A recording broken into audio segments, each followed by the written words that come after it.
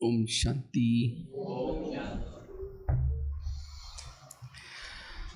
तो आज का ये बहुत सुंदर विषय है,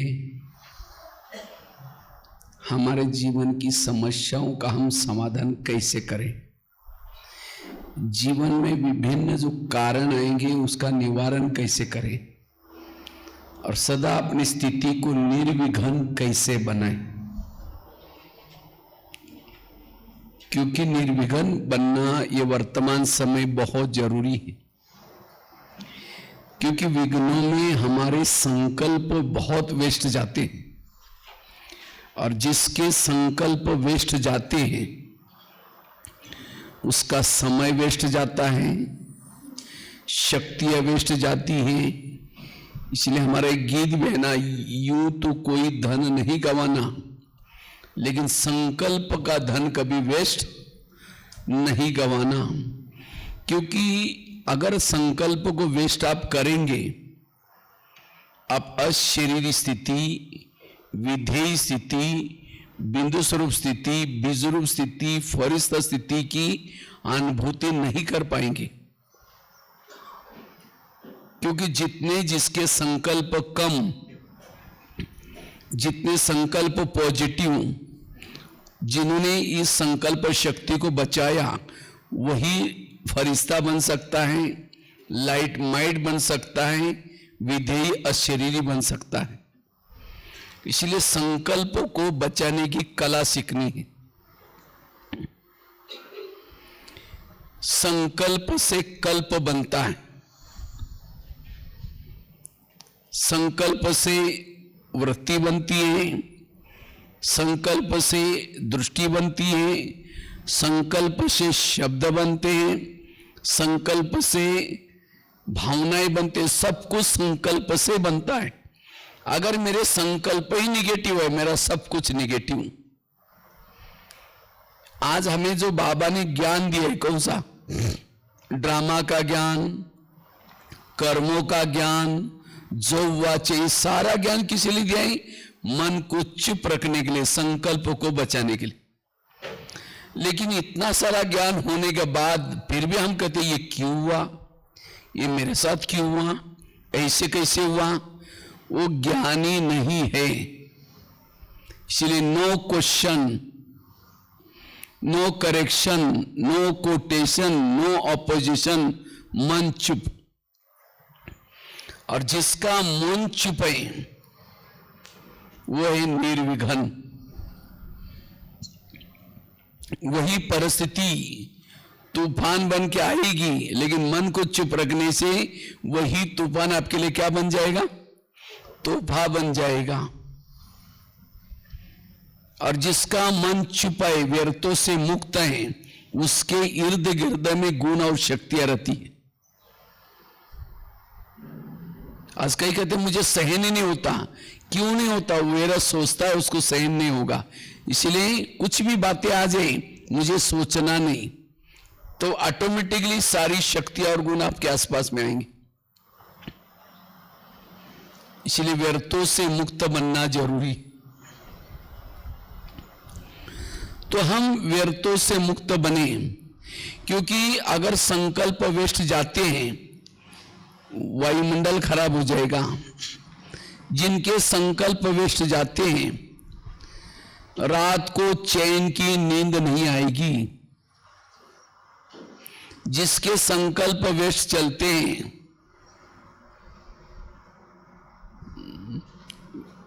दिमाग गर्म रहता है। वेस्ट संकल्प चलने से दिमाग गर्म होता है, और जिसका दिमाग गर्म होता है उसके दिमाग में केमिकल्स उतरते हैं, उससे शरीर की भी बीमारी होने की संभावना है। जिसको आजकल दुनिया में कहते हैं तनाव। ये तनाव क्या है? तनाव क्या है? तनाव मतलब जिसके संकल्प ज्यादा चलते हैं, स्पीड बढ़ जाते हैं, उसको तनाव पैदा होता है। तनाव को इंग्लिश में टेंशन कहते हैं। टेन मतलब कितना? 10, और सन मतलब बच्चे। टेंशन मतलब 10 बच्चे। किसी के 10-12 बच्चे हैं, माँ बाप शांति से बैठेंगे, वो बच्चे आकर के हिलाते रहेंगे, पापा जी मुझे कपड़े चाहिए। अब उसको भगा, दूसरा कहेगा पापा जी मुझे परीक्षा की भी देनी। इसलिए कहते हैं छोटा परिवार सुखी परिवार। तो जिसके संकल्प कम है वो सुखी है, जिसके संकल्प निगेटिव ज्यादा है वो दुखी है। दुख और उस सुख की परिभाषा क्या है? अगर आपके दिमाग में संकल्प ज्यादा चलते आप दुखी है, अगर आपके संकल्प कम चलते आप सुखी है। इसलिए वर्तमान समय हमें समस्याओं का समाधान करना है, कारणों का निवारण करना है, मन को चुप रखना है। जिसके संकल्प ज्यादा चलते हैं, दिमाग गर्म होने से दिमाग में केमिकल उतरते हैं। इसलिए कहते भी है जिसका पाँव गरम पेट नरम दिमाग ठंडा, उस घर में कोई डॉक्टर है उसको मार दो डंडा। पाँव को गरम रखो, पेट को नरम रखो और दिमाग को ठंडा रखो। लेकिन आजकल उल्टा होता है, पाँव रहते ठंडे और दिमाग रहता है गरम। कहते हैं इसलिए मेरा दिमाग ही गर्म किया, मना ऐसा व्यवहार किया मेरे को बहुत ज्यादा विचार चले। अगर दिमाग अभी गर्म रहता है, निगेटिव ज्यादा सोच चलते हैं, भविष्य में आपको कई बीमारियां होने की संभावना है। आज किसी को पेट की संबंध की बीमारी होती है, ईर्ष्या वाले विचार चलाने वालों को पेट की बीमारी होती है। इसीलिए कहते हैं ना, तुम मेरे को देख करके तुम्हारे पेट में जलन होता है क्या? और आप आजकल तो सबके पेट में जलन होता है, इसका नाम ज्यादा हो रहा है, इसके घर के सामने गाड़ी है। ईर्ष्या करेंगे पेट की बीमारी होगी। आज किसी को दूर का कम दिखता है, दूसरे की बुराई को आंखें फाड़ फाड़ के देखते हैं। जो आंखें फाड़ता है बड़ी बड़ी करता, आंखों की पुतली फैल जाते हैं। फिर डॉक्टर के पास जाएंगे, कहेंगे डॉक्टर जी मुझे आजकल धुंधला दिखता है। तो डॉक्टर चेक करेगा, कहेंगे आपको नंबर लग गया, चश्मा लगाना पड़ेगा। चश्मा तो लगाया, फिर भी बुराई देखना नहीं छोड़ेंगे, नंबर बढ़ता ही जाएगा। आज किसी को नजदीका नहीं दिखता, अपने दोस्त को कभी नहीं देखता, नजदीका दिखना बंद हो जाता है। आज किसी को अस्थमा होता है, दमा, कोई भी बातों को पेट में दबा कर रखेंगे, क्या हुआ? कुछ नहीं हुआ। अरे बताओ क्या हुआ? कुछ नहीं हुआ। हुआ बहुत कुछ है, लेकिन बातों को दबा कर रखने वालों को दमे का प्रॉब्लम होता है। आज किसी को स्पॉन्डिलाइट होता है, सर्वाइड, रास्ते में जा रहे कहीं ऑफिस में जा रहे, कहीं इधर उधर देखिए वो क्या करता है, वो क्या करता है, इधर उधर देखने वालों को स्पॉन्डिलाइट होता है। फिर डॉक्टर के पास जाएंगे, क्योंकि डॉक्टर जी मेरे गले में कुछ अकड़न हो रहे, तो डॉक्टर चेक करता कहता आपको स्पॉन्डिलाइट हुआ। इसका इलाज करके डॉक्टर क्या करता है, एक बड़ा सा पट्टा लगाता है। जब पट्टा लगेगा 6 महीना ना इधर देखेगा ना इधर देखेगा, सीधा देखते चलना पड़ेगा। आज किसी को शुगर होते हैं, शुगर को मीठा खाने से नहीं होती है 30% मीठा खाने से, 70% टेंशन निगेटिव से। मैं इंचार्ज हूं, मैं इसका मालिक हूं, मैं ये हूं, मेरा कहना मानना चाहिए। लेकिन आजकल कोई किसी का मानता नहीं। जब कोई नहीं मानता, कहेगा मेरा कोई नहीं मानता, मैं क्या करूं? और ऐसे टेंशन से शुगर पैदा होती। आज किसी को ब्रेन हेमरेज, ब्रेन ट्यूमर जैसी बीमारी होती। हमारे ब्रेन में बालों से भी महीन नसें होती हैं, और ये नसें क्या काम करते हैं? खून सप्लाई होता है। लेकिन जब व्यक्ति निगेटिव सोचता है, ज्यादा सोचता है, वो नसों से तेजी से खून बहना शुरू हो जाता है और नाजुक नसें फट जाते हैं, उसका कोई इलाज नहीं है।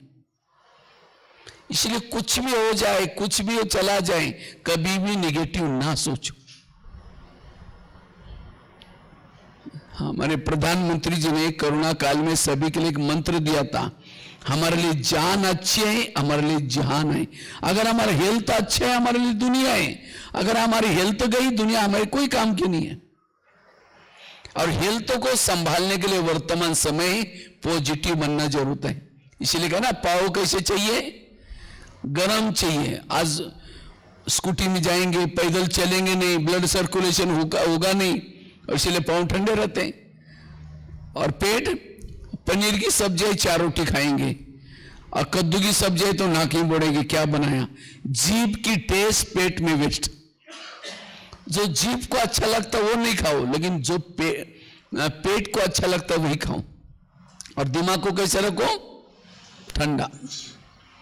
बाबा का ज्ञान केवल सतयुग में जाने के लिए नहीं, वर्तमान समय में भी अगर आपको हेल्दी वेल्दी हैप्पी बनना है, ये 3 चीजें जरूरी हैं, और उसमें भी संकल्प को बचाने की जरूरत है। जो संकल्प शक्ति को बचाता है, अशरीरी विधेयी स्थिति की अनुभूति कर सकता है। एक शिष्य था, गुरुजी के पास जाता है, कहता है गुरुजी मैं बहुत भक्ति करता हूं, दान करता हूं, पुण्य करता हूं, लेकिन मुझे कुछ अनुभव नहीं हो रहा है, क्या भगवान मेरे से रूठ गए? तो गुरुजी ने हंसने लगे, कहते बात तो सही है।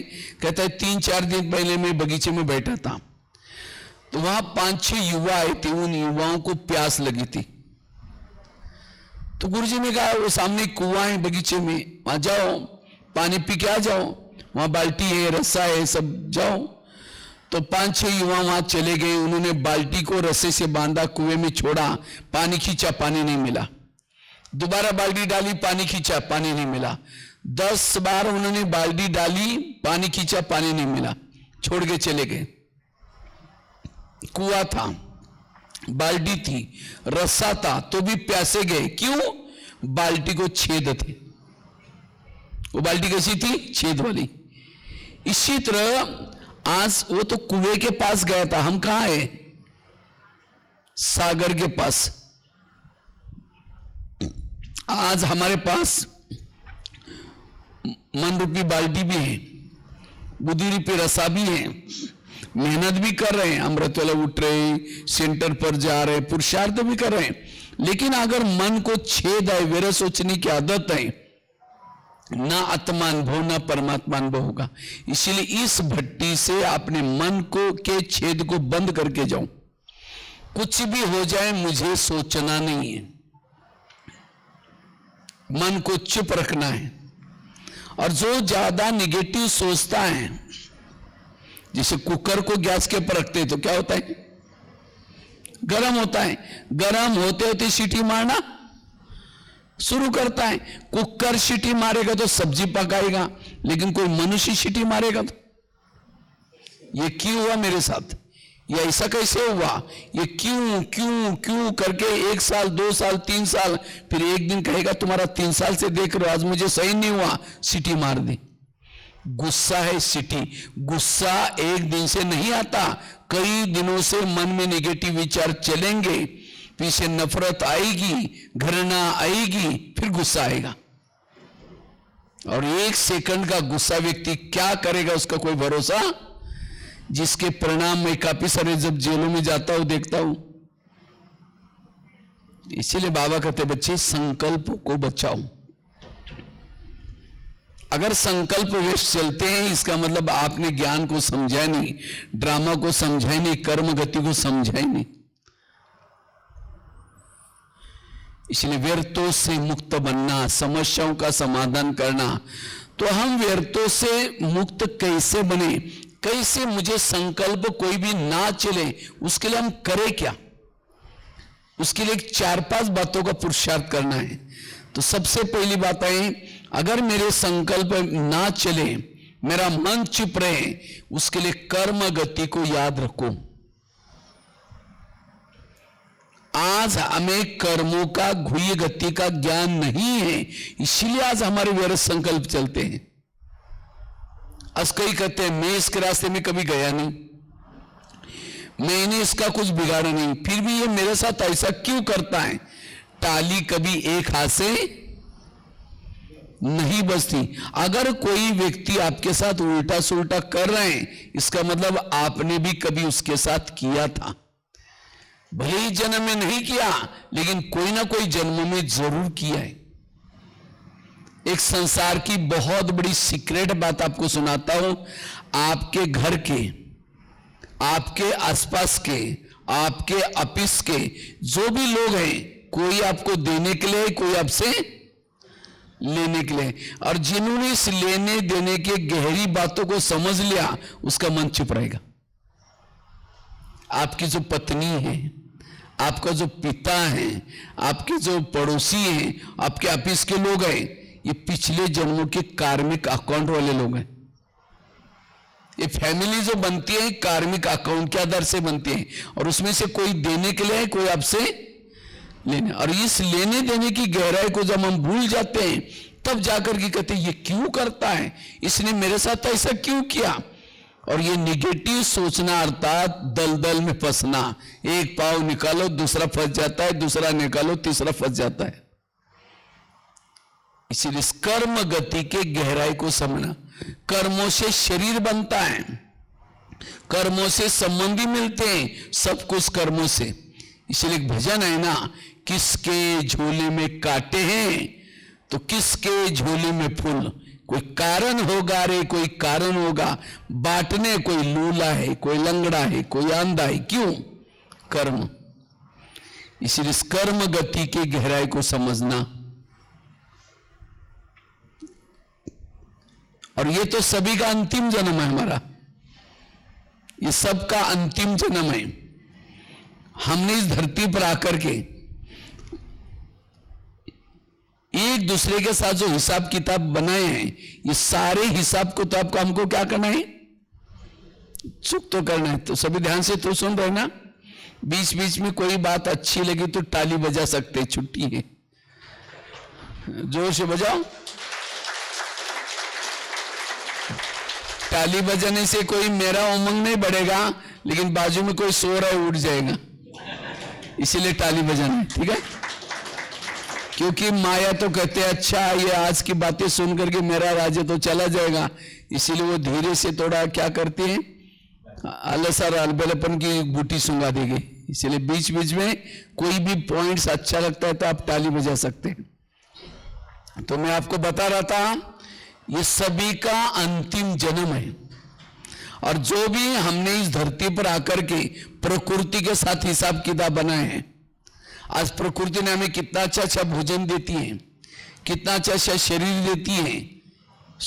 अभी कलयुग के अंतिम समय इतना अच्छा दिया तो सतयुग में कितना अच्छा दिया होगा, लेकिन किसी लिए दिया था, अच्छा देखने के लिए, अच्छा सुनने के लिए।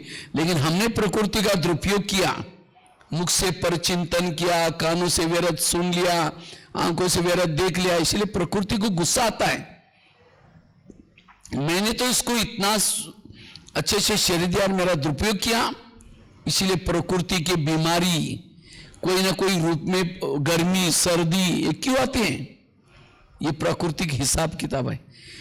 कई बार क्या होता है, कोई व्यक्ति हमें तंग करता है, क्यों तंग करता है, क्योंकि मैंने भी उसके साथ उसको कभी तंग किया था। हिसाब चुकता करने के 3 तरीके, एक है योग लगा करके हिसाब चुकता करो। जो योग लगा करके नहीं करता, दूसरा तरीका है सहन करके चुकता करो। सहन करके भी चुकता नहीं करेंगे, तीसरा है विनाश। ये विनाश क्यों रखा है, विनाश में जो भी तकलीफें होंगे उसे हमारे हिसाब किताब चुकता करेंगे होंगे, और जब तक हिसाब किताब चुकता नहीं होंगे तब तक कोई भी आत्मा परमधाम में नहीं जा सकती। लेकिन विनाश काल में जो हिसाब चुकत होंगे वो आत्माएं मुक्ति में जाएंगी, जीवन मुक्ति में नहीं जाएगी। और जो सहन करके चुकत करता है वो आत्मा जीवन मुक्ति में जाएगी, लेकिन पद कम होगा। और जो योग लगा करके अपने हिसाब सारे चुकत करते हैं वो जीवन मुक्ति में ऊंच पद मिलता है उसको। अभी कुछ दिन पहले में एक बड़ी अच्छी 2-3 लाइन आई थी। बाबा ने कहा अष्ट रत्न ही केवल सजा नहीं भोगते, बाकी सारे सजा भोगते। 108 वालों को भी थोड़ी सी सजा भोगनी पड़ती है, 16,108 को भी भोगनी पड़ती है। इसलिए बाबा क्यों कहते बच्चे योग लगाओ, योग से विकर्म खत्म होते। इस कर्म गति के गहराई को समझना। अगर किसी ने गाली भी दी, क्या समझो, अच्छा इनका भी बहुत दिन का बाकी था, पूरा हो गया, कोई संकल्प नहीं चलेंगे। रोज सवेरे निकलते घर के, आज पता नहीं किसके किसके हिसाब किताब आएंगे, मुझे उसको चुकता करना है, ये समझ करके चलो तो आपको कोई वंडर नहीं लगेगा ये ऐसा क्यों करता है, क्योंकि आपके हिसाब किताब है। अभी कुछ समय पहले हमने एक ज्ञानामृत में बहुत सुंदर आर्टिकल लिखा था, उसके अंदर एक बहुत सुंदर घटना लिखाई थी। अगर इस घटनाओं को आप सुनेंगे पता हिसाब कितने गहरे होते हैं। एक आगरा में एक पति पत्नी रहते थे, बहुत गरीब थे।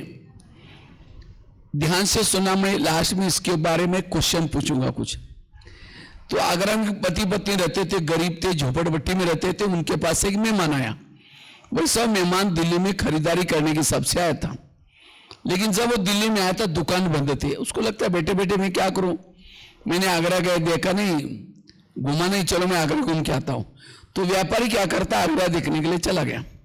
तो सारा दिन उसने आगरा घूम के देखा, लेकिन रात को उसको सोने का प्रॉब्लम हो गया, क्योंकि जहां भी जाता था सब कहते हैं हमारे होटल बुक है। अब उसको लगता रात को कहां सो जाओ, अगर कहीं बस स्टैंड पर सो जाओ बैग चोरी हो जाएगी, अगर कहीं स्टेशन पर सो जाओ तो भी चोरी हो जाएगी, बैग में करोड़ रुपए पड़े। तो अचानक उसको याद आया मेरी गरीब पति पत्नी, चलो उनके पास जाता हूं। रिक्शा करके चला गया। वो तो बड़े खुश हो गए, इतना बड़ा व्यापारी हमारे पास आया, खिलाया पिलाया, चाय पानी दिलाई। सोने से पहले उसने अपनी बैग खोली, कपड़े चेंज करने थे। तो गरीब की पत्नी की नजर बैग में गई, देखा इसके पास 50 के, 100 के, 500 के बहुत सारे बंडल आए। उसको लगता अगर 2-4 बंडल हमको मिल जाए तो हमारी गरीबी दूर हो जाएगी। रात भर नींद नहीं आई, 12-1 बजे बाहर गई, बड़ा सा पत्थर उठाकर लेके आते। वो बैग तो उसके सिरानी थी, सीधा वो पत्थर उसके सिर में मार दिया। उसका तो मर्डर हो गया। पति की नींद खुली, पति कहता ये क्या हो गया, कहता अब हमारी गरीबी दूर हो गई। कहा कि ये बात किसी पुलिस वालों को पता चलेगा, लोगों को पता चलेगा, हमें जेल की सजा होगी। कहा कि किसी को पता ही नहीं चलने देंगे। इस व्यापारी को आप जमुना नदी में डाल देते। रात को 2 बजे उन्होंने क्या किया, उस मुर्दे को बोरी में डाला। पीछे जमुना नदी थी, फुल पानी से भर करके जा रही थी, उसके अंदर फेंक के आ गए। वापिस आए, देखा कि घर में खून लगा था पूरा मर्डर होने से। उनको लगा किसी को पता न चले, तो रातों रात उन्होंने क्या किया, वो खून के दाग मिटाए। उन्होंने खून के दाग तो मिटाए, लेकिन कर्मों में पड़े हुए दाग को कोई मिटा नहीं सकता। इसलिए एक भजन है ना, कर्म का लेका मिटे मेरे भाई, लाख करे कोई चतुराई। उन्होंने उसी पैसे से एक प्लॉट लिया, मकान बनाया, दुकान खोला, गहने बनाई, गाड़ी खरीद, क्योंकि गरीबी दूर हो गई। लेकिन उनको कोई बच्चे नहीं थे, दोनों ही पति पत्नी थी। कुछ साल के बाद एक बच्चा हो गया, और एक ही बच्चा था, खिलाया पिलाया, कलेक्टर बनना जितना पढ़ाया। लेकिन अचानक उस बच्चे को टाइफाइड हो गया। अब उनको लगता है बच्चे को कुछ ना हो जाए, बड़े से हॉस्पिटल में इलाज किया, बहुत उसके पीछे खर्चा हुआ, और उस खर्चे के पीछे उन्होंने जो बनाए थे गहने वो बेच दिया, डॉक्टर की फी दी, बच्चा ठीक नहीं हुआ। उन्होंने क्या किया, और दूसरे बड़े हॉस्पिटल में दिखाया, उसके पीछे और खर्चा हुआ, गाड़ी लिया था उसको बेच दिया, सारा पैसा डॉक्टर का दे दिया। उन्होंने लास्ट में क्या किया, जो दुकान चालू की था उसको भी बंद किया। उनको लगता है बच्चा ठीक हो जाएगा, कलेक्टर बनेगा, गहने लेंगे, गाड़ी लेंगे, दोबारा दुकान चालू करेंगे, तो भी बच्चा ठीक नहीं हुआ। मकान बनाया था उसको भी बेच दिया। जैसे पहले झोपड़पट्टी में चले गए रहते थे, वैसे चले गए वहां, बच्चा ठीक नहीं हुआ। एक दिन वो बच्चा कहता है, पापा जी अपने को जो मिला था पैसा खत्म हो गया, अब मैं जा रहा हूं, बच्चा मर गया। तो बच्चा कौन था वो? जिस व्यापारी को मारा था। आत्मा तो मरती नहीं, न शस्त्रों से कटती है, न आग में जलते हैं। वही आत्मा अपना पैसा लेने के लिए बच्चे के रूप में आई थी। यह है कर्मों के एक सिद्धांत, यह है ऊपर वाले का डंडा। तो ये मैंने आपको क्यों सुनाया? आज माँ बाप ने होटल नहीं देखा, पैसा इकट्ठा किया, और बच्चा कोई ऐसा पैदा हुआ है, गलत संगत में जा रहे, नशा कर रहे, माँ बाप को टेंशन आ रहे। वो बच्चा कौन है? उसके पिछले जन्मों का हिसाब। और इस ज्ञान की कमी के कारण आज हम कहते ये ऐसा क्यों करता है, इसने मेरे साथ ऐसा क्यों किया। कई कहते ज्ञानी होने के बाद भी ऐसा करता है। ये सब कार्मिक हिसाब किताब है। और जिसको ये कर्मों का ज्ञान है, कभी भी अपने संकल्प को वेस्ट नहीं करेगा। आगे चल करके बहुत ऐसी बातें आने वाली हैं जो कभी आपने सोचा नहीं, वही बातें आएंगी। लेकिन उसी समय कर्म को हिसाब समझ करके कर्मों को, ब्रह्मा को भी नहीं छोड़ा कर्मों ने, दादियों को भी नहीं छोड़ा, तो हम कौन से खेत की मूली हैं। इसलिए ब्रह्मा बाबा कभी कभी कहते थे, बाबा मेरे को बहुत खांसी आ रही, मेरी थोड़ी खांसी ठीक करो ना। तो शिव बाबा कहता था, मैं पतितों को पावन बनाने के लिए आया हूं, तुम्हारी खांसी ठीक करने के लिए नहीं आया हूं। ये खांसी तुम्हारे कर्मों का हिसाब किताब। गुलजार दादी बाप दादा का रथ 4 साल हॉस्पिटल में रही, लेकिन आज हमें थोड़ा कुछ होता है, कई कहते हैं हम ओम शांति में जाते हैं, ब्रह्मा कुमारी में जाते हैं, तो भी हमारे जीवन में ऐसा क्यों? ये सब कार्मिक अकाउंट है। इसलिए इस कर्म गति को समझ करके चलो, तब साक्षी अवस्था बनी रहेगी, तब जाकर के कभी भी संकल्प नहीं चलेंगे। तो संकल्प को बचाने के लिए, समस्याओं का समाधान करने के लिए कर्म गति को समझना जरूरी है। दूसरी बात है, अगर मुझे संकल्प शक्ति को बचाना है, व्यर्थों से बचना है, निर्विघ्न बनना है, उसके लिए गीता का, रामायण का, महाभारत का मंत्र याद रखो। कौन सा? जो हुआ अच्छा हुआ, जो हो रहा अच्छा, जो होगा वो भी। मेरे जीवन की हर घटना में कल्याण है। अगर किसी ने मेरी चुगली की, यहां की ट्रांसफर गांव में की, कोई बात नहीं, उसमें भी मेरा कल्याण है। हर परिस्थिति को स्वीकार कर लो। आज तक आपके जीवन में समस्या आई, उसे आपका भला हुआ या बुरा हुआ है? अगर वो परिस्थितियां ना आती तो आज यहां ना होते। तो आज तक जो हुआ वो अच्छा हुआ, तो अभी भी जो कुछ हो रहा है उसमें भी आपका क्या होगा? कल्याण ही होगा। भगवान आपको सारथी बनकर के आपका साथ में जहां भी लेके जाएगा कल्याण करेगा। आपका कल्याण हो ही नहीं सकता। संसार कल्याणकारी है, संसार की हर घटना कल्याणकारी है, ड्रामा कल्याणकारी है। इसलिए मन को चुप रखो, कभी भी निगेटिव में नहीं जाओ। अगर निगेटिव सोच रहे हैं, इसका मतलब भगवान के ऊपर आपका भरोसा नहीं है कि ये भी मेरी नैया को पार लगा देगा। मेरा काम है प्रभु का चिंतन करना, प्रभु का काम है भक्तों की जीवन में, बच्चों की जीवन में समस्याओं का समाधान करना। इसलिए मन को चुप रखना। एक रामायण की घटना आप लोगों को सुनाता हूं। राम राजा बनने वाला था, लेकिन रात में आकर के मंत्रा ने कई कई के 2-4 उल्टी बातें सुनाई। तुम्हारा बेटा भी तो है, तुम अपने बेटे को छोड़ करके राम को राजा बना रहे। और ये बातें सुनकर के राम को राजा बनाने के बजाय 14 वर्ष वनवास में भेजा। सीता गई, लक्ष्मण गया, तीनों भी घर से चले गए। वियोग के कारण दशरथ ने प्राण त्यागा। खाने का प्रॉब्लम, सोने का प्रॉब्लम, घास में सोए। ये सब किसके कारण हुआ? मंत्रा के कारण। तो मंत्रा को जो भी देखेगी उसकी भावना अच्छी चलेगी बुरी चलेगी। मैं बचपन में जब रामायण देखता था तो मंत्रा काला सा ड्रेस पहन करके डंडा लेके आती थी स्क्रीन में। मैं कहता था इस बुढ़िया को भगा, उसको नहीं देखना मुझे। लेकिन एक दिन मैंने जब सोचा तब पता चला मंत्रा ने राम के साथ जो किया वो अच्छा क्या। अगर रात में उनके घर में वो ना आती तो राम क्या बनने वाला था? राजा। राजा बनता तो जंगल में नहीं जाता। अगर जंगल में नहीं जाता सीता की चोरी ना होती। अगर सीता की चोरी ना तो रावण को ना मारता। रावण को ना मारता, राम की महिमा कोई नहीं गाता। तो राम की महिमा किसके कारण? मंत्रा के कारण। इसी तरह हर एक के जीवन में, घर में, ऑफिस में भगवान ने 1-2 मंत्रा रखी। और आज हमारे समस्या है, प्रॉब्लम है, हम जो टेंशन में, विघ्नों में, उसी मंत्राओं के कारण है। राम की मंत्रा ने तो राम का भला किया, तो आपकी भी मंत्रा क्या करने वाली? भला ही करने वाली है।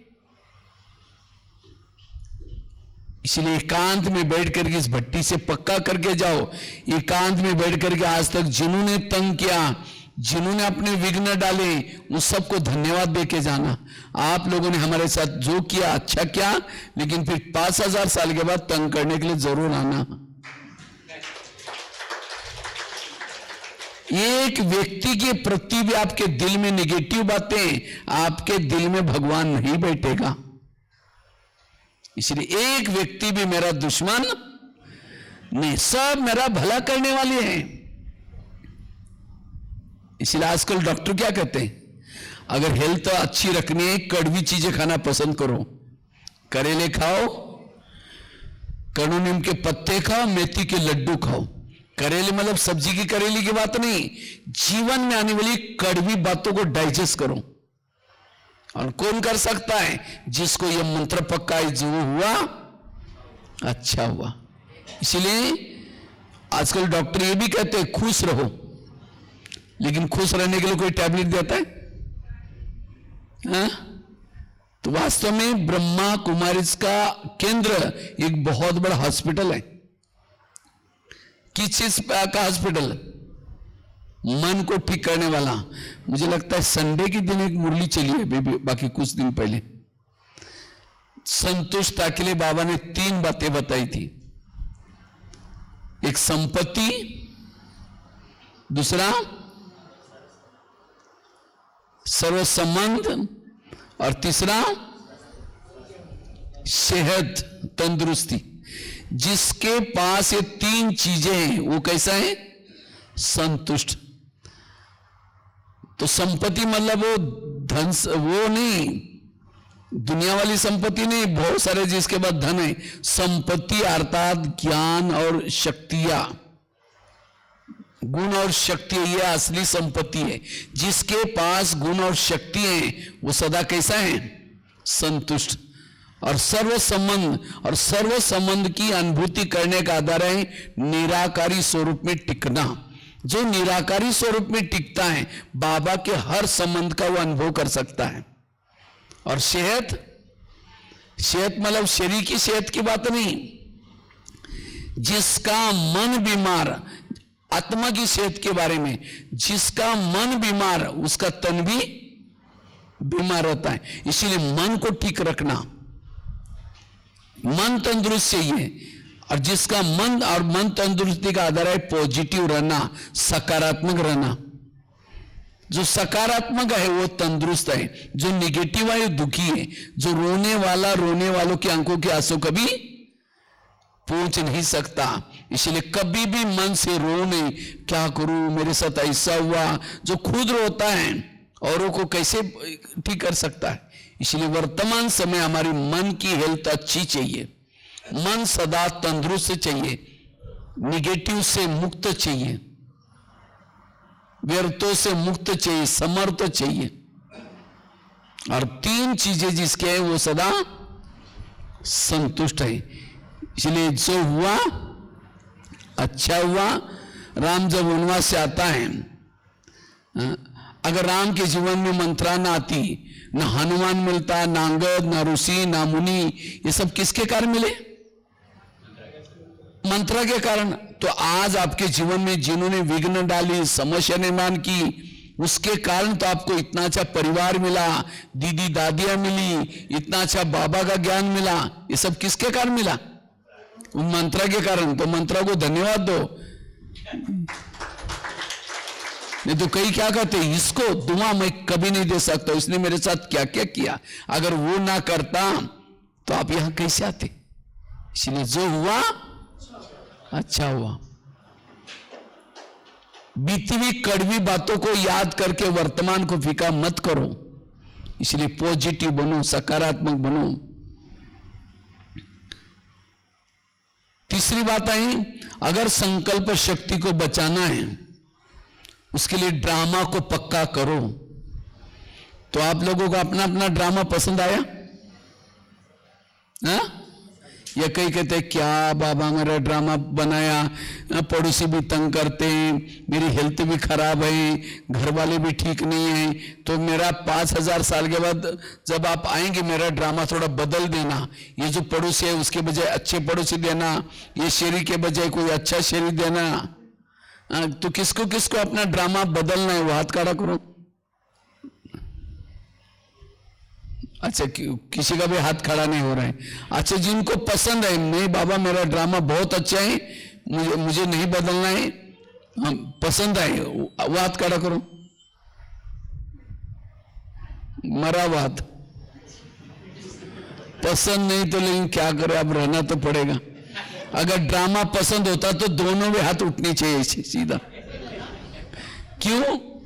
अगर ड्रामा बदल देंगे तो ये जो ड्रामा बनाए, बाबा मिलाए, ज्ञान मिलाए, वो भी बदल जाएगा। इसीलिए ड्रामा को पसंद करो।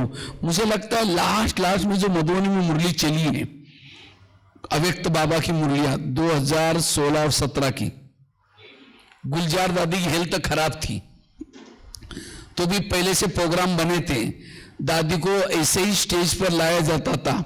गुलजार दादी का वॉइस इतना अच्छा नहीं निकलता था क्योंकि ताकत नहीं थी, तो भी बाबा की मुरली चलती थी गुलजार दादी के आवाज में। जिन्होंने सुना है मुरली याद कर आया होगा उनको, तो गुलजार दादी की आवाज में मुरली चलती थी। और मुरली क्या चलती थी? वाह ड्रामा वाह, वाह बाबा वाह, बाप के दिल में बच्चे, बच्चों के दिल में। मुझे लगता है एक एक मुरली में 40 बार 50 बार वो बातें रिपीट होती थी। तो कई भाई बहन कहते थे आजकल बाबा ऐसी मुरली क्यों चला रहे? क्योंकि टोटल ब्रह्मा कुमारी के ज्ञान का सारा वाह वाह। कोई गाली भी दे क्या बोलेंगे? जोर से बोलो वाह वाह। कोई झगड़ा भी करे आपके साथ तो भी क्या बोलेंगे? वाह ड्रामा वाह। कोई निंदा भी करेंगे तो क्या बोलेंगे? वाह वाह। यह है ड्रामा का रस। वैसे तो हम 3 बाप के बच्चे, बाप हमारे 3 हैं, लेकिन मां कितने हैं? 4 मां के बच्चे हम लोग। ब्रह्मा, मम्मा, लौकिक मां और चौथी ड्रामा। और मां तो मां होते हैं, मां कभी भी बच्चे का बुरा नहीं करती। अगर बच्चा बीमार है मां उसको दवाई पिलाती, अगर दवाई कड़वी है बच्चा नहीं पीता, मां उसका हाथ पकड़ करके फिर भी चम्मच चूसेगी। तंग नहीं कर रहे हैं, उसका प्यार है, ये दवाई उसके मुंह में जाएगी, कई बीमारियां उसकी ठीक होगी। इसी तरह ड्रामा की कोई सीन हमें अच्छी नहीं लग रहे तो भी बाबा उस ड्रामा को ही रिपीट करता है। क्यों? उस घटना के पीछे कल्याण है। इसलिए ड्रामा की हर सीन को पसंद करो। इसलिए ड्रामा को पसंद करना, और जिन्होंने ड्रामा को पसंद किया व्यर्थों से मुक्त है, उसके संकल्प वेस्ट नहीं चलेंगे, किसी भी परिस्थिति का वो सामना कर सकेगा। संगम युग का शरीर भी अच्छा, संगम युग के संबंधी भी अच्छे, संगम युग का सब कुछ अच्छा। संगम युग में जो भी आपको आसपास में बच्चे मिले, पत्नी मिली, मां बाप मिले, सब अच्छे हैं। इसलिए सतयुग में भी तो कंचन काया शरीर था, दिल्ली में रहते थे, देवता का शरीर था, लेकिन क्या उस शरीर रूपी कानों से भगवान के माँ के सुने? क्या उन आंखों से भगवान को देखा है? क्या सतयुग वाले शरीर के ऊपर भगवान की नजरें पड़ी है? वो शरीर क्या काम का जिसने भगवान को ना देखा हो, भगवान के महावाक्य ने सुने हो, और ये शरीर भले कैसा भी हो भगवान की नजरें पड़ी है, भगवान के महावाक्य सुने, इसलिए वाह मेरा शरीर। वो सती के शरीर के ऊपर अंदर क्या भगवान के लिए धड़कने रहती थी? बाबा बाबा वो बोलता था शरीर। इसलिए शरीर भी अच्छा, संबंधी भी अच्छे, सब कुछ अच्छा, इसलिए वाह वाह। इसलिए बाबा कहते ड्रामा को पसंद कर लो, और जिन्होंने ड्रामा को पसंद किया उसके संकल्प वेस्ट नहीं चलेंगे। संकल्प को बचाने के लिए चौथी बात आई, कल भी मैंने 3 बातें बताई थी। अगर संकल्प को बचाना है, अमृत वाला का योग अच्छा चाहिए, क्लास के पहले आधा घंटे का योग चाहिए, और तीसरा रोज की मुरली जो ध्यान से सुनता है वो 3 चीजें करता है, उसके कभी भी संकल्प वेस्ट नहीं चलेंगे। जिसको मैंने स्टोरी के रूप में बताया था, और रोज अपने खिड़की को साफ करना। खिड़की साफ का अर्थात रोज ये 3 चीजें करना। जो ये 3 चीजें करता है उसका मनोबल बढ़ता है, आत्मबल बढ़ता है, उसके कभी भी निगेटिव संकल्प नहीं चलेंगे। इसे आत्मिक स्थिति बन जाती है। संकल्प को बचाने के लिए निगेटिव बात को क्या बना दो? पॉजिटिव। बुराई को भी अच्छाई में बदलो। अगर किसी ने गाली दी, क्या समझो, गाली नहीं दी, मेरे पर गुलाब का फूल डाल दिया। जो संगम युग में आपको गाली देगा, द्वापर युग में रोज आपकी मूर्ति के सामने आकर के गुलाब का फूल चढ़ाएगा, तो भगत चाहिए क्या नहीं चाहिए? जिस दिन किसी ने गाली दी, योग में बैठेंगे तो बाबा को, बाबा आज आपने बहुत अच्छा भगत भेजा, उसने बहुत अच्छा फूल डाल के गया, आपका बहुत बहुत धन्यवाद। निगेटिव को क्या बना दिया? किसी ने आपका परचिंतन किया, पता चला कि अरे आपका परचिंतन किया, तो आप तुरंत निगेटिव को क्या बना दो? पॉजिटिव। परचिंतन नहीं किया, मेरे ऊपर गुलाब का मेरा कीर्तन भजन गाया। कीर्तन भजन में क्या होता है? दो चार जन इकट्ठे होते, एक जन ताल बजाता है, एक जन ढोल बजाता है, ढोलक बजाता है, एक जन क्या करता है? गाने का काम करता है, दो चार जन सुनते हैं, उसको क्या बोलते हैं? कीर्तन भजन। तो परचिंतन में भी क्या होता है? दो चार जन इकट्ठे होते हैं, एक कहेगा वो हाई ऐसी, दूसरा कहा हाँ मेरे साथ भी ऐसा क्या। जो संगम युग में 1 घंटा कहता है कि वो हाई ऐसा या हाई ऐसी, वो द्वापर युग जब आएगा, जिसका परचिंतन किया था उसी शहर में उनको जन्म लेना पड़ेगा, और उसी मंदिर में सामने जाकर के वो क्या कहेंगे? देवी तुम बड़ी महान हो। इसलिए पर चिंतन किया तो क्या कहो? बाबा जी आपने बहुत अच्छे भजन मंडली भेजी, आपका बहुत बहुत धन्यवाद, कल भी किसी को भेज देना। निगेटिव को क्या बना दो? पॉजिटिव। जो निगेटिव को पॉजिटिव बनाना जानता है वो व्यर्थों से मुक्त है। एक महाराष्ट्र में एक संत होके गए जिनका नाम था तुकाराम महाराज, सुना होगा नाम आप लोगों ने। तुकाराम महाराज विठ्ठल की भक्ति करते थे, लेकिन गली के लोगों को पसंद नहीं था उसकी भक्ति, सभी ने उसको मना किया, तभी छोड़ा नहीं, तभी वो भक्ति करता था। एक दिन गली के लोगों ने सोचा कि इसका हम अपमान करेंगे, तो सवेरे सवेरे तुकाराम महाराज भक्ति करने के लिए जा रहे थे, पकड़ लिया गली के लोगों ने, और पकड़ कर उसके गले में सब्जी की माला बना करके पहना दिया। बैंगन, टमाटर, आलू, मटर, मिर्ची, नींबू, मुंह काला किया, उसके बाल उतर करके हल्दी लगाई और उसको एक गधे पर बिठाया, गली गली में घुमाया। इतना ही नहीं, घर के सामने लाया, पत्नी को बुलाया। जब उसकी पत्नी देखती मेरे पति के साथ ऐसा किया, सबको गाली देती है। जब गाली देते, तुकाराम महाराज जो गधे पर बैठे थे, सब्जी की माला दिखा करके कहते इनको गाली क्यों दे रहे? ये लोगों ने अपने लिए 8 दिन के लिए सब्जी ला कर दिए। निगेटिव को क्या बना दिया? और कहा इनको गाली मत देना। जब मेरी शादी हुई थी, समय बारात नहीं निकली थी, ये लोगों ने पूरी गांव में मेरी क्या निकली?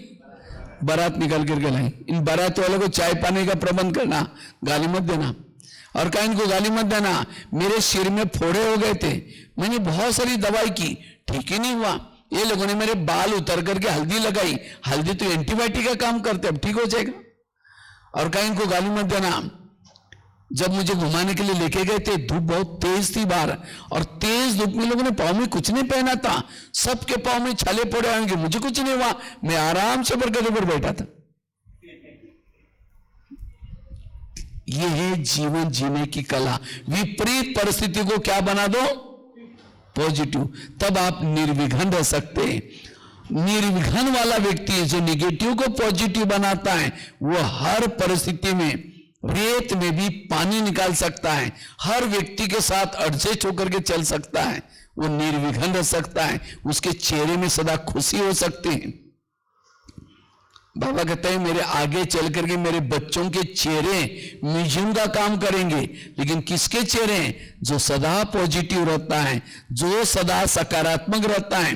और सकारात्मक वालों के इर्द गिर्द में गुण और शक्ति है, वो निर्विघ्न है। इसलिए नेगेटिव को क्या बना दो? पॉजिटिव।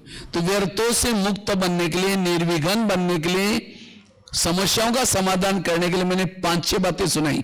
पहली बात, कर्म गति को समझना, और हर पॉइंट में कुछ एग्जाम्पल दिए हैं, आगरा वाली घटना सुनाई। दूसरी बात कौन सी सुनाई? जो हुआ अच्छा हुआ, मंत्रा वाली बात सुनाई। तीसरी बात कौन सी सुनाई? अगर व्यर्थों से मुक्त बनना है तो ड्रामा के ऊपर विश्वास चाहिए। और चौथी कौन सी बात बताई?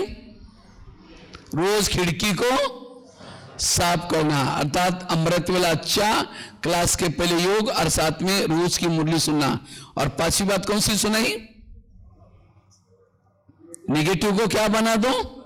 पॉजिटिव। अगर ये 5 बातें भी आप करेंगे, आप संकल्प शक्ति को बचा सकते हैं, आप निर्विघ्न बन सकेंगे।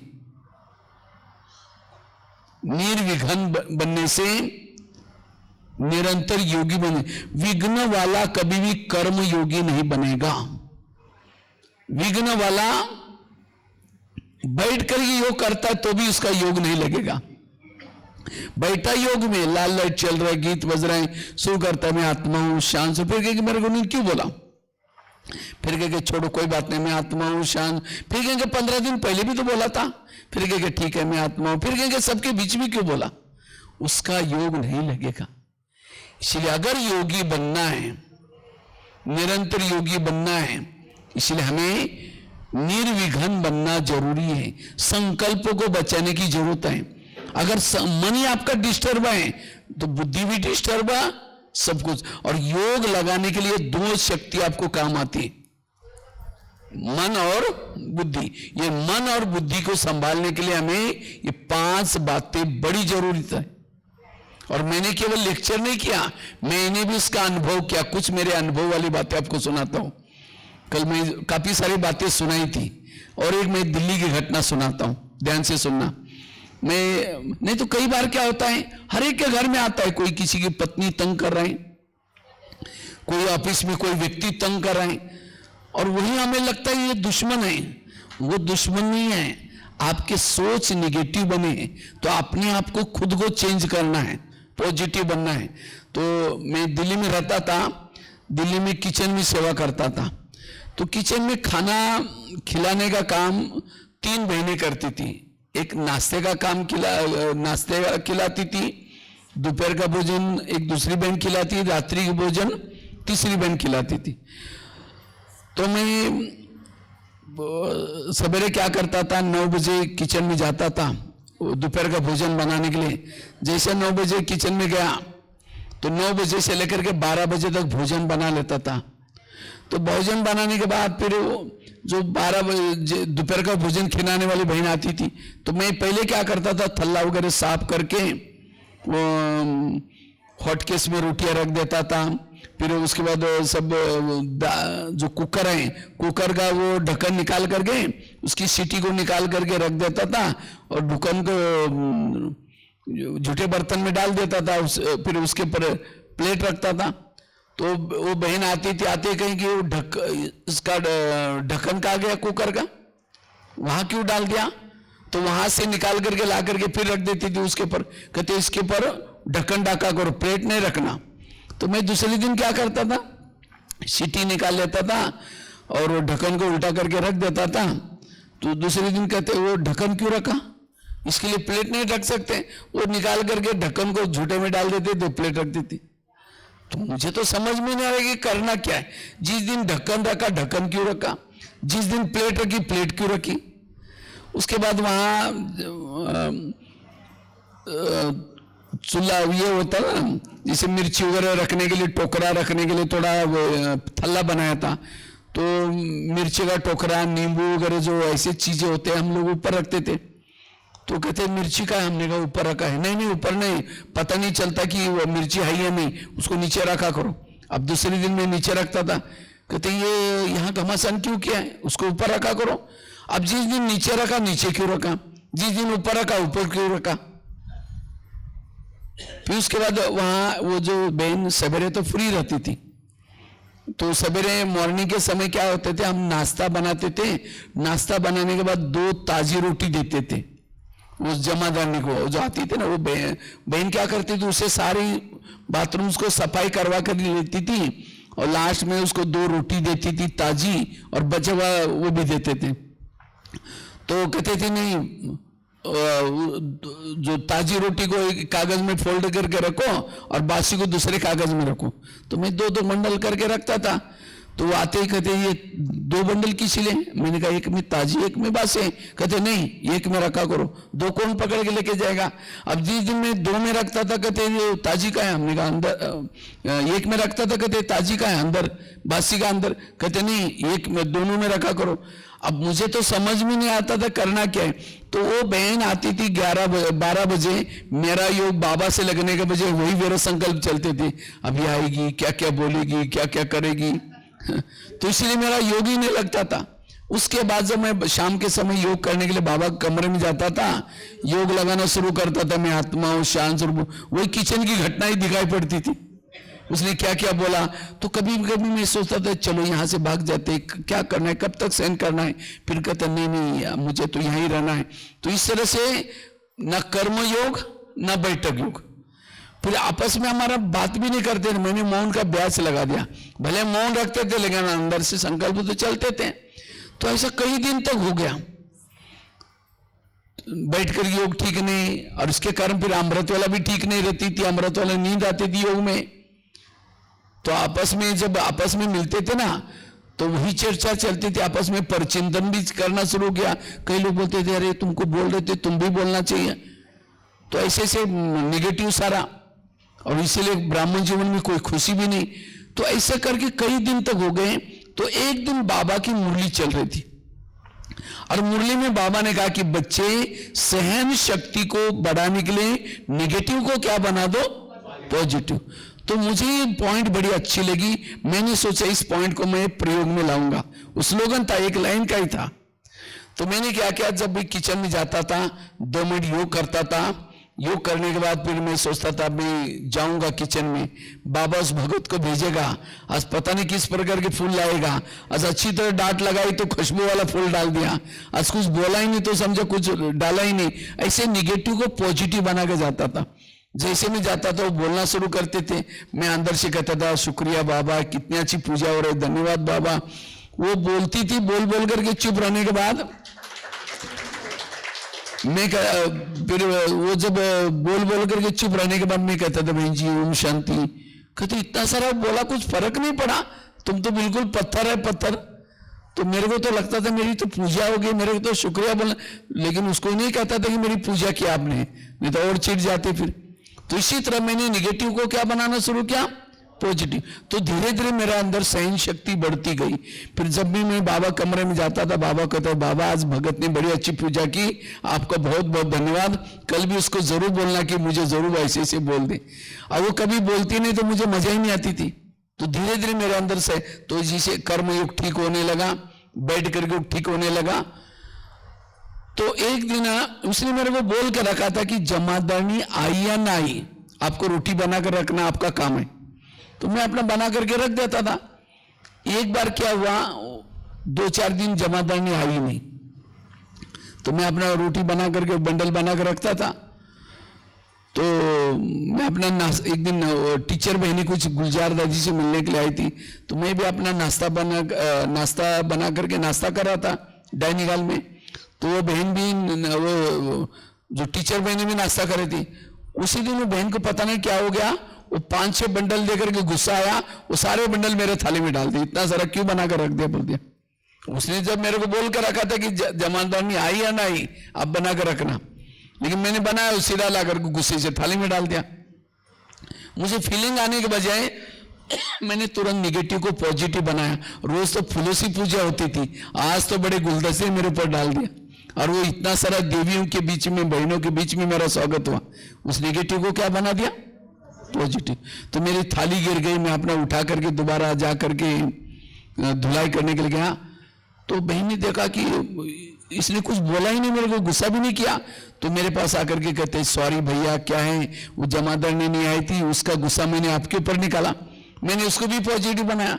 हमने कहा आप थोड़ी गुस्सा करते हैं, कोई इविल आत्मा आपके अंदर आकर के गुस्सा करके चली जाते हैं, आपका क्या दोष है, आप तो बहुत अच्छी बहन जी है। कहते वो आत्मा मेरे में क्यों आते। हमने कहा आप आने देती ही चिल्लाती होंगी। कहते जब भी आएंगे ना कल से मुझे बता देना। मैंने कहा ठीक है। जब भी गुस्सा करती थी हमने कहा देखा वो आत्मा आई अभी गुस्सा करेगी। कहते नहीं हम करने नहीं देंगे। धीरे धीरे उसने गुस्सा करना ही छोड़ दिया। भले टाइम लगा, लगभग 2 साल का पीरियड लगा, लेकिन उसने वो संस्कार बदल दिए। आज हम दुनिया को बदल रहे हैं, क्या एक व्यक्ति को हम बदल नहीं सकते? स्थान नहीं बदलो, अपने विचारों को बदलो, उसके ऊपर प्रयोग करो, उसे किनारा नहीं करो। ये मैंने खुद किया हुआ है। पहले जब मैं किचन में जाता था वो काली का रूप धारण करके आती थी, लेकिन बाद में जो 2 साल के बाद बिल्कुल इतना कहते भैया आज आप क्या लिख रहे हैं, भैया आज क्या आप ये कर रहे हैं, तो बिल्कुल व्यवहार चेंज हो गया। ये है पॉजिटिव का प्रयोग। और उसके बाद उस बहन की बदली हो गई, दूसरे सेंटर पर गई। तो एक दिन मेरे को फोन करके कहते भैया आप बहुत अच्छा क्लास वगैरह कराते हैं, कभी हमारे पास आओ। मैंने कहा ठीक है, कभी आऊंगा। तो एक दिन मेरे पास टाइम था, मैंने फोन करके उसके पास गया। उसने बहुत अच्छा स्वागत का प्रोग्राम रखा, एक साइड पर माता, एक साइड पर भाई, सभी ने फूल डाल के स्वागत किया। उस बहन ने एक बड़ा सा गुलदस्ता मुझे दिया, मुझे जोर से हंसी आई। वो बहन कहते आप क्यों हंस रहे हैं? मैंने कहा मुझे कोई पुरानी बात याद आई, मुझे वो रोटी का गुलदस्ता याद आया। कहाँ रोटी से स्वागत किया था, वही बहन क्या दे रहे हैं। आज इतना ही नहीं, मैं कोई सेंटर पर जाता हूं, जब मुझे गुलदस्ता मिलता है उस समय मैं रोटी का गुलदस्ता को याद करता हूं। कहाँ रोटी से स्वागत किया था। आज का बिना सहन करते गुलदस्ते नहीं मिलते। इसीलिए निगेटिव को क्या बना दो, पॉजिटिव। ये प्रैक्टिकल में हमने इसे पिया। मेरे जीवन में प्रॉब्लम आए, लेकिन मैंने निगेटिव को क्या बना दिया, पॉजिटिव। मैं दिल्ली में जब रहता था, और एक दूसरी छोटी सी घटना है, दिल्ली में रहता था उस समय मुझे हिंदी भाषा नहीं आती थी। तो कभी कभी मुझे लगता था मुझे भी किसी को ज्ञान सुनाना सीखना है। तो मैंने क्या कि एक दिन 2-4 लोगों को बुला करके कुछ सुना रहा था मैं, ज्ञान की बातें। किसी ने मेरे को देख लिया, कहते आप क्या कर रहे थे? मैंने कहा ऐसे ज्ञान की बातें सुना रहा था। कहते तुम्हारा काम नहीं, तुम ऐसे हो वैसे, बहुत निगेटिव बोला। मैंने उस बात को पॉजिटिव बनाया। मैंने सोचा इनकी कोई गलती नहीं, मेरे पास ज्ञान का स्टॉक नहीं है, इसलिए बाबा इस सेवा का मौका नहीं दे रहे। आज से मैं अपना स्टॉक बढ़ाऊंगा। तब से मैंने सुनाना छोड़ दिया। रोज हमारे पांडवन के सामने एक बगीचा है, बगीचे में बैठता था, वह फूलों के गमले पड़े रहते थे।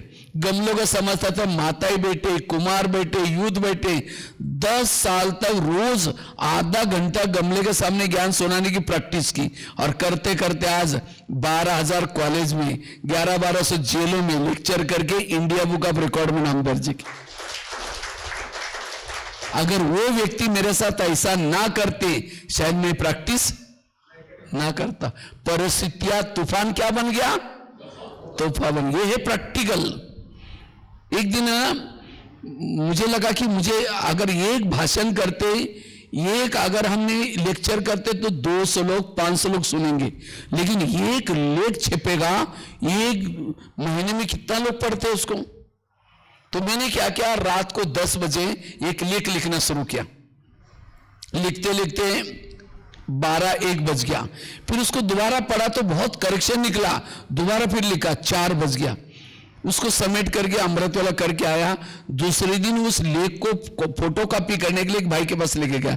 मैंने कहा भाई इसको फोटो कॉपी करो, जो भी पैसा लगेगा मैं दे दूंगा। उसने पता नहीं क्या हो गया, उसने ऊपर नीचे देखा, फाड़ के 25 टुकड़े करके कचरे में फेंक दिया। कहते तुम लेखक कभी नहीं बनेगे, जाओ। अब कितना गुस्सा आना चाहिए, निगेटिव सोचना चाहिए। मैंने उसको तुरंत पॉजिटिव बनाया। मैंने सोचा नहीं, इसमें कुछ कल्याण है, आज से मैं लेख कभी फोटो कॉपी नहीं करूंगा, दोबारा बार बार लिखूंगा। और तब से मैंने लेख क्या किया, फोटो कॉपी करने के बजाय बार बार लिखता था, और बार बार लिखने से करेक्शन होता गया। और लिखते लिखते आज 40 मैगजीन में लिखता हूं, 3000 से ज्यादा लेख लिख चुका हूं। अगर वो मुझे फाड़ के ना फेंकता तो शायद लेखक ना बनता। परिस्थिति को क्या बना दिया, पॉजिटिव। ऐसे एक बार किसी ने मेरे को कहा आप इतने सारे कार्यक्रम करते हैं, इसके फोटो नेट में डालो। मुझे तो कंप्यूटर इंटरनेट कुछ आता ही नहीं था, क्योंकि मेरी पढ़ाई केवल 5वीं से 10वीं तक हुआ है। इंग्लिश नहीं जानता था, ITI किया वो भी मराठी में था। तो मैंने कुछ फोटो सीडी में डाल करके एक भाई के पास लेके गया। मैंने कहा भाई इसको नेट में कहीं डाल देना। उसने कहा तुम तो पैसे के आदमी, तुम्हारे फोटो नेट में थोड़ी होते। तो मुझे लगा नेट क्या होते है, मुझे उसको सीखना है। और सीखते सीखता इतना सारा सीखा हूं। आज यूट्यूब में, गूगल में BK भगवान भाई डालो, 7-8 हजार से ज्यादा क्लासेस, बहुत सारे ब्लॉग, आज हर एक के जेब में बैठा हूं। ग्रीन स्क्रीन क्या होता है, फोटो पीछे बैकग्राउंड चेंज करना, हर चीज के मास्टरी कर दिया। अगर वो परिस्थिति ना आती तो शायद ये ना सीखता। लोगों ने मारे मुझे पत्थर, उस पत्थर को मैंने क्या क्या सीढ़ी बनाई और जीवन में आगे बढ़ते गए। आज भगवान भाई ऐसा नहीं बना। भगवान भाई बनाने के लिए बहुत लोगों ने छाने हथौड़ी लगाई। उन छाने हथौड़ी लगाने वालों का धन्यवाद। इसलिए मैंने केवल लेक्चर नहीं किया कि निगेटिव को पॉजिटिव बनाओ, कारणों का निवारण करो, समस्या का, मैंने खुद इन बातों को किया, इसी से आगे बढ़ता गया। मैंने परिस्थिति निर्माण करने वालों को अपना गुरु समझा। एक गुरु ने मुझे लेखक बनाया, एक गुरु ने मुझे कंप्यूटर सिखाया, एक गुरु ने मुझे लेक्चर करना सिखाया। उन गुरुओं का धन्यवाद। अगर मेरी कोई बुराई दिखाता है वो मेरा टीचर है, वो है मेरा टीचर। कहीं को क्या लगता है मुझे कोई पूछने वाला, मुझे कोई डायरेक्शन देने वाला चाहिए नहीं। पतंग कहता मैं आकाश छूना चाहता हूं, लेकिन क्या कर इस व्यक्ति ने मेरा धागा पकड़ा हुआ है। क्यों पकड़ा हुआ है धागा? कई पेड़ों में, कई तारों में अटक न जाए, टूट न जाए, इसीलिए पकड़ा हुआ है। हर पतंग उड़ाने वालों को लगता है मेरा पतंग ऊंचा जाए, लेकिन पकड़ा क्यों है? टूट न जाए। इसी तरह आज हर एक चाहता है कि आपको आगे बढ़ाए, लेकिन आपको कोई क्यों रोकते हैं? कहीं बिगड़ ना जाए। इसीलिए मेरा धागा किसी के हाथ में चाहिए, मुझे कोई रोकने वाला, मुझे कोई टोकने वाला चाहिए। इसीलिए परिस्थिति को क्या बना दो? पॉजिटिव बनाओ। निगेटिव को क्या बना दो? पॉजिटिव बनाओ। यह है जीवन जीने की कला। इसलिए संकल्प शक्ति को बचाओ, सहन शक्ति की देवता बनो। अगर जीवन में आपके पास सहन शक्ति नहीं है, आप जीवन में आगे नहीं बढ़ सकते। और सहन शक्ति का आधार है पॉजिटिव बनना, निगेटिव को, परिस्थिति को पॉजिटिव बनाना। तो कितनी बातें बताई? 5 बातें। पहली बात कौन सी बताई? कर्म गति को समझना। दूसरी बात बताई, जो हुआ अच्छा हुआ। और कर्म गति के लिए आगरा की एग्जांपल सुनाए। मेरे पास कर्म गति का ही 2-3 घंटे का टॉपिक होगा। अगर इस कर्म गति को एक बार समझ लिया, कई कहते नहीं जी इस दुनिया में बड़ा अन्याय हो रहा है, हमारे घर के पास इतना भ्रष्ट व्यक्ति इतना गलत काम कर रहा है, भगवान उसका ही घर भर रहा है। क्यों भर रहा है? पिछले जन्मों का उसका हिसाब है। इसलिए कर्म गति की गहराई को समझना। जो हुआ अच्छा हुआ, मंत्र वाली बात। तीसरी, ड्रामा को पसंद करना। और चौथी, खिड़की को साफ करना रोज। 3 चीजें बताई।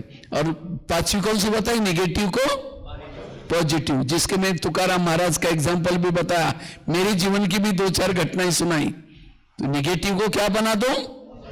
पॉजिटिव। और जो बुराई को भी अच्छाई बना करके बनाना जानता है वो व्यर्थों से मुक्त है। संकल्प शक्ति को बचाओ। और जितना संकल्प को बचाएंगे, आत्मा भ्रुकुटी के आसन पर बैठेगी, आत्मिक स्थिति में रहेगी। इसलिए 5 बातों को याद रखना। ठीक है? ओम शांति।